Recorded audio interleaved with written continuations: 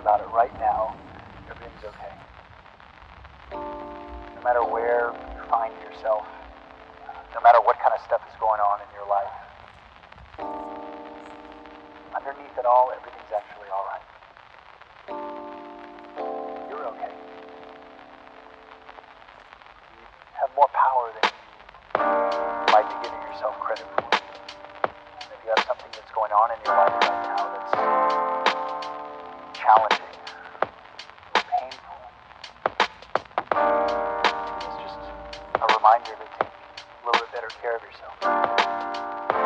Because you're worth it. You can have this feeling anytime you choose.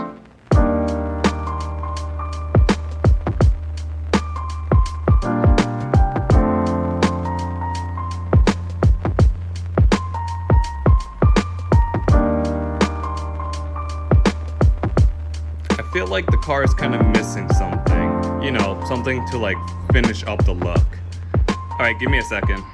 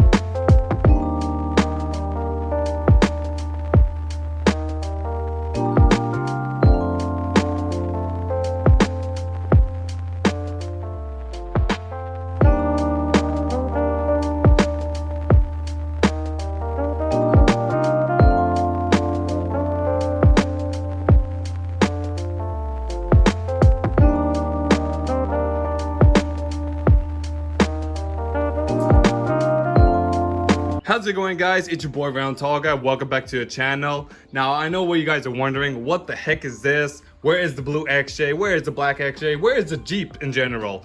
Now, honestly, I sold the blue XJ. But yeah, the car is gone. The blue XJ is gone. I still have the black XJ and the TJ.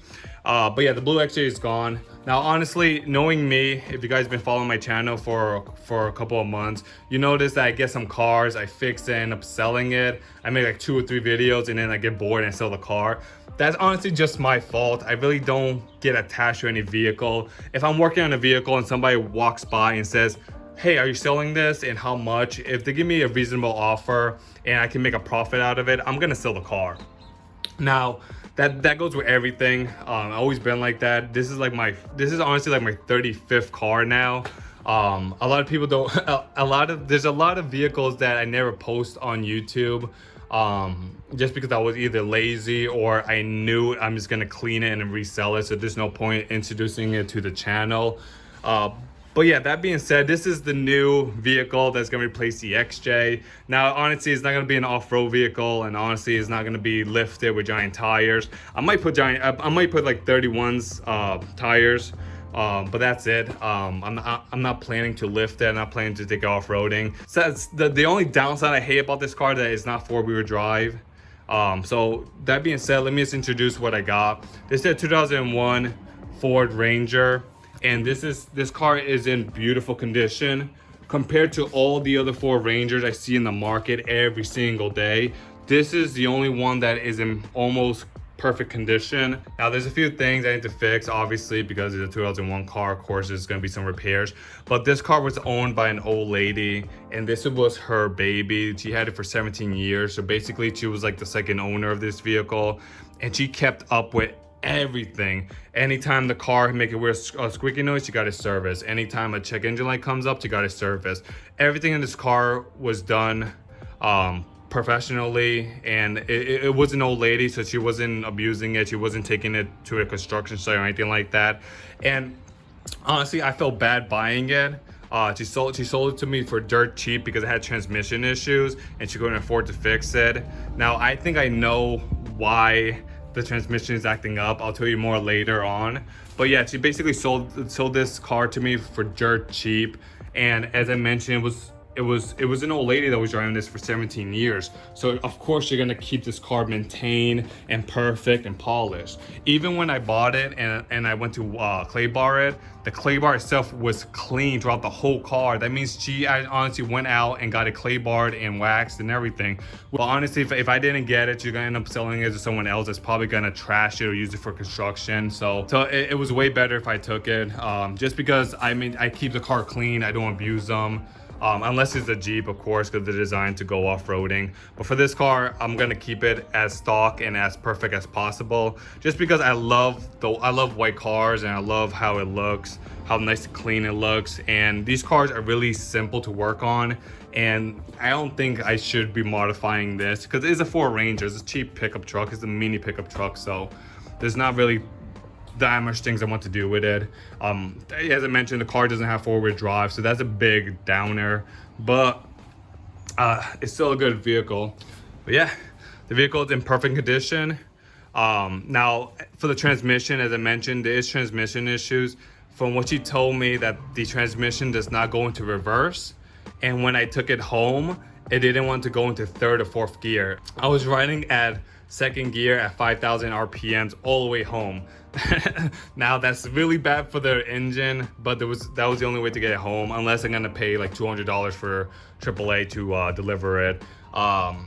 So basically, yeah, we had transmission issues. Now I did some research, and these transmissions are known for the reverse function or for the solenoids to go bad. All right, so what I'm gonna do to fix it, I went ahead and I bought a brand new valve body with all new solenoids all around. Basically, these solenoids are in charge of sending the signal to the transmission when to shift to second, third, fourth, fifth, overdrive, reverse, and all that. And basically, this thing is kind of expensive. I did a lot of research because this is my first time working with transmission. I mean, I changed the fluid before, but that's basically it. I don't know what I'm doing here. But yeah, this is the valve body. These are the solenoids. This is the pressure plate. Basically what happens, you have a gasket between the pressure plate and the valve body. And if you flip it around, you have another gasket here. Now this gasket, I went ahead and installed it because it didn't come with a kit. Basically what I read is right here, this part here, this band, there's a mechanical piece here that basically tells the transmission to shift into reverse. Basically what will happen if this thing leaks, or if the gasket breaks, or if this metal band breaks, and fluid gets in here, it ruins the reverse function, so you can't switch to reverse. Basically right now, if I put the car in reverse, it's just gonna go into neutral and nothing will happen. I can press the gas, nothing will move. All right, so that's what we're gonna do. We're gonna install this into the vehicle, and then from there, once I get the reverse function going, I'll take it for a drive and I'll show you guys how it drives and how good it is. All right guys, just to be clear, this is another vehicle I'm going to add to the channel. This is the new daily driver I'm going to be driving. I feel bad selling the blue XJ because honestly, the car was in good condition and I loved it, and it's indestructible in the snow. But if someone give me a good offer, I'm not going to decline it. I'm just going to take it and move on to the next vehicle.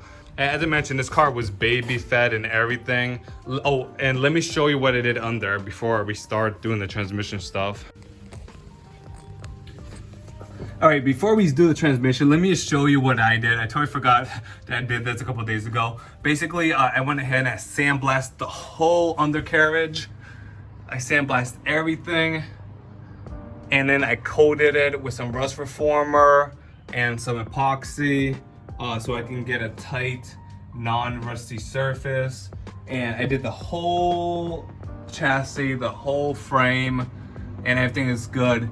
There's no rot or rust anywhere besides one spot. So this is pretty good, just because these Ford Rangers are known for getting rusty, especially at the end here with the leaf spring connects to the shackle, and the shackle connects to the frame.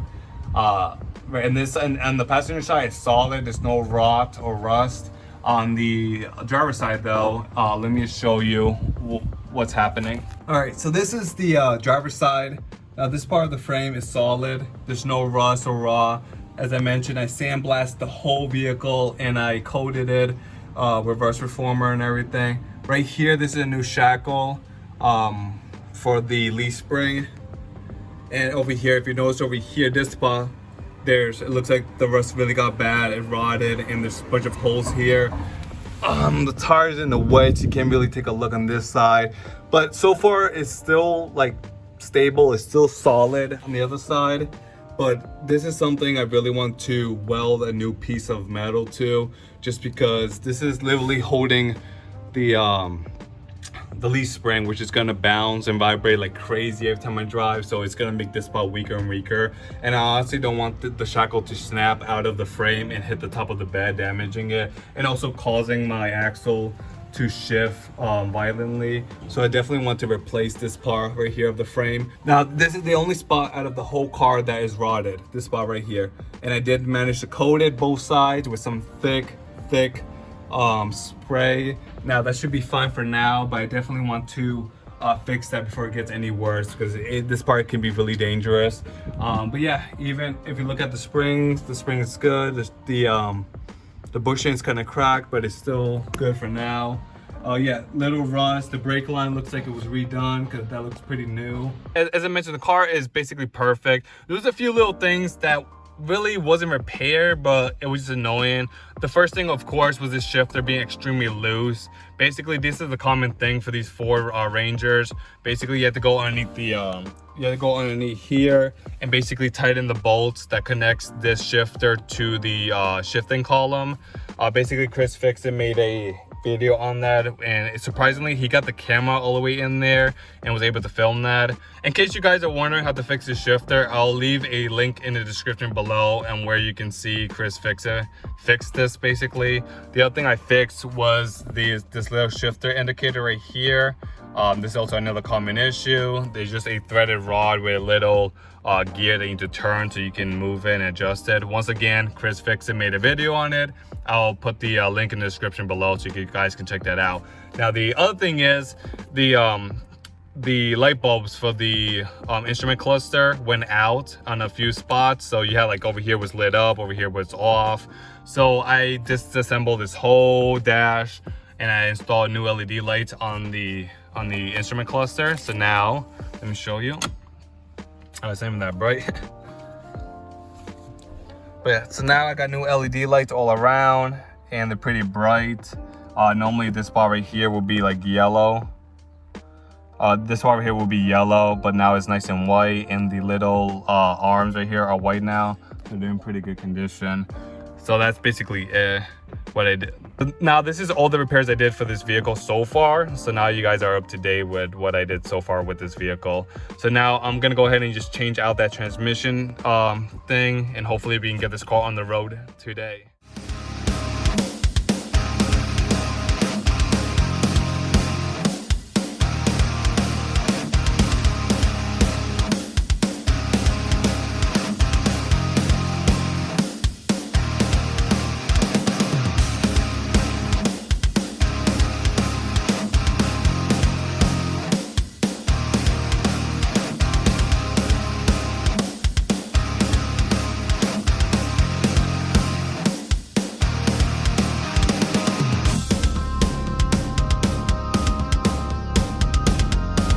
Alright guys, quick update. So I managed to get the pan out, the gasket out, and the filter. So this right here where all the cables are, this is your synchros, and this whole metal piece with all the ribs and all this valleys and shit. This is your valve body, and over here, and this right here is a little circle, I believe it's called a servo. Basically it allows the transmission to go into reverse. So we have to remove that before we can remove this whole thing. Basically, this is pretty simple. All we have to do is disconnect all the cables from the synchro. Just remove all these bolts and remove that servo unit, and then this whole thing should come down. Now the only thing that is concerning is the pan right here. There's this metal piece that broke off from somewhere from the transmission. Hopefully is the valve body and not something important, and there's a little shrapnel metal as well, so this is kind of concerning, but I'm still going to continue with the project and see if we can get the transmission to work. If not, then we have to take out the whole transmission and we have to send it off to get it rebuilt or get a new one. So I'm just going to continue it. Hopefully it's just the valve body that broke off and nothing within the transmission gears itself. So we're just gonna continue.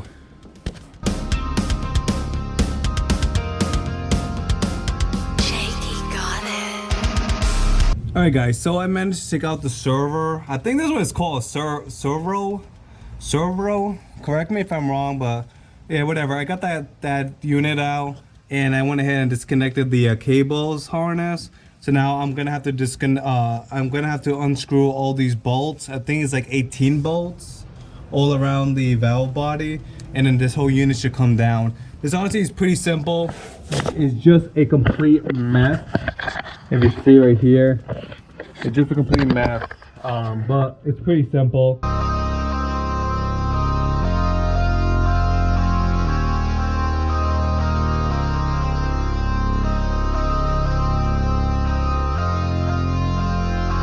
Alright guys, update. So I managed to get the valve body out. It actually fell off because I didn't know I got the last bolt out until it started drooping and it dropped.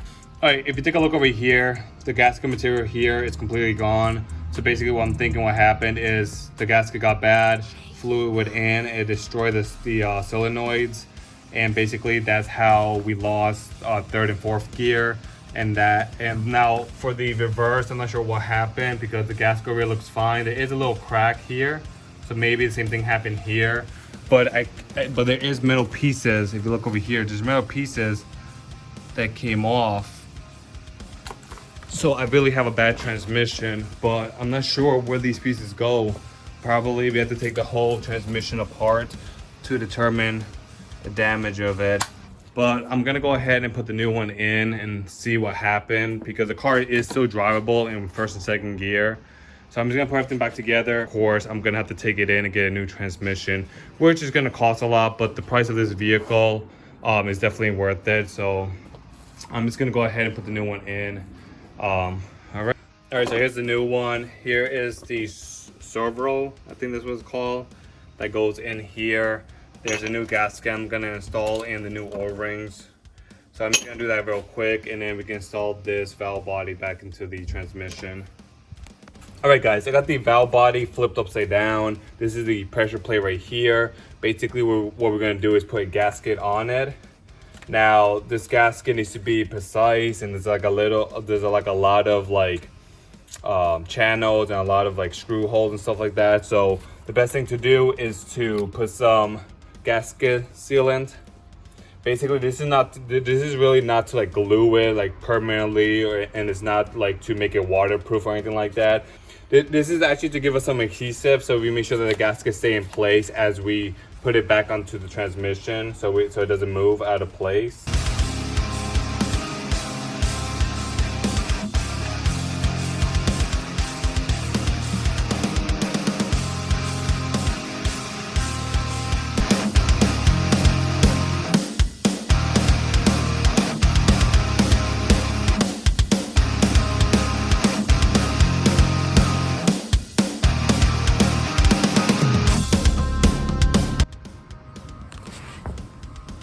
Alright guys, quick update. So I managed to put the valve body back on. I connected a few bolts. I still need to put the rest of them. I think they're like 20 bolts in total. But yeah, I'm definitely gonna put everything back together and see how it dries. I'm definitely gonna need a new transmission. There's a lot of metal shrapnel everywhere. So something inside the transmission broke. That's really annoying to hear, but yeah, I'm definitely gonna need a new transmission. I'm just gonna call around, get a couple of quotes and see how much it is. If it's too much, then I'm just gonna take this one out, buy one myself, and connect it and put everything back together. But yeah, as of right now, this is where we're at. It's a bummer just seeing all these metal pieces everywhere. I thought it's gonna be an easy job, but it's whatever. So I'm just gonna continue putting it back together. Sorry about the bad audio and bad camera quality. I'm using the GoPro to record all this, and some of the liquid went onto the GoPro, so the microphone and the camera is pretty shitty right now.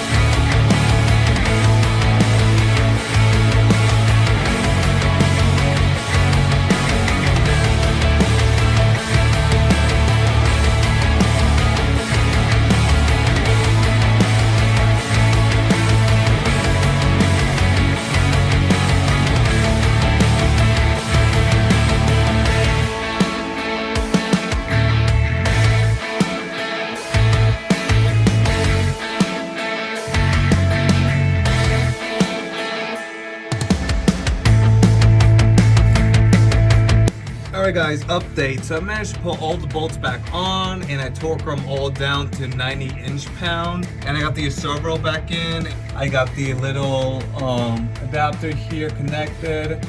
And I think I got everything back together. Cables went in perfectly fine, no cracks, no hassle. Everything's all set. So now I'm just gonna go ahead and put the filter back on and we can put the gasket and the pan back on and we should be all set.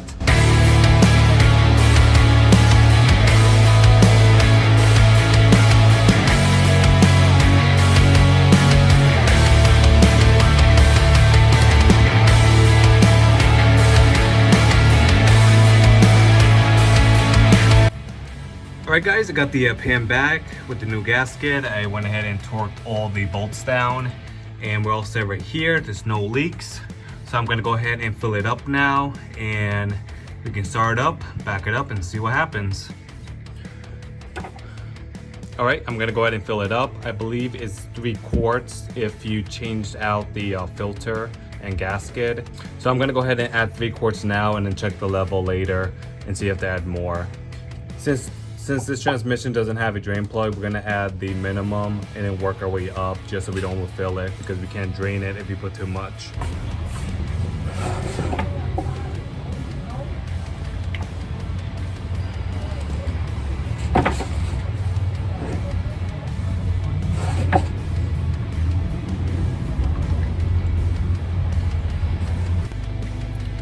Alright guys, so we're in the car. I went ahead and started up. Now I'm gonna go ahead and put it in reverse and see what happens.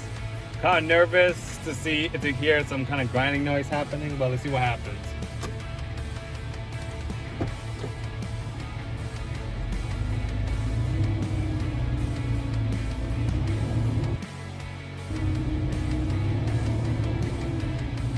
Yep, still nothing. Reverse is completely nothing. So I'm guessing all that pieces of metal that was falling and all that has to do with the reverse. Because, yep, nothing. It's like neutral. I try neutral.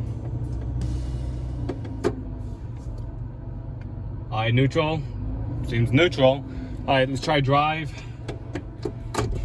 Alright, drive. Looks like it's there. I guess we're gonna back it out, take it for a test drive. Hopefully it doesn't leave me stranded and see what happens. Put it back in neutral. I'm gonna take it around the block and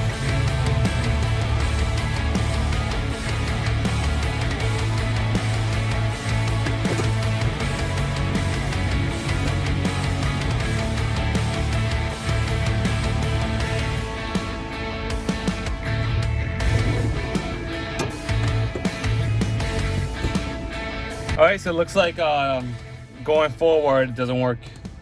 Alright, and it looks like drive doesn't work, so this transmission is completely garbage at this point. I did everything exactly how it's supposed to be done for the valve body and the solenoids. So I get at this point the transmission just toast. Alright, so I'm gonna have to get the Jeep and see if it can push me back up the hill and I can just park on the sidewalk, and then I'm just gonna call a tow truck and get the car towed to a shop where they can install a new transmission. Because I was honestly thinking about it, and I'd rather have them install it just because they're gonna give me a warranty for like 5 years or 3 years. So I'm just gonna get the Jeep and he's gonna push me up. Alright, so I'm gonna end the video here. If you like the video, give me a thumbs up. If you like the car, give me a thumbs up. Alright guys, have a good one. Bye-bye.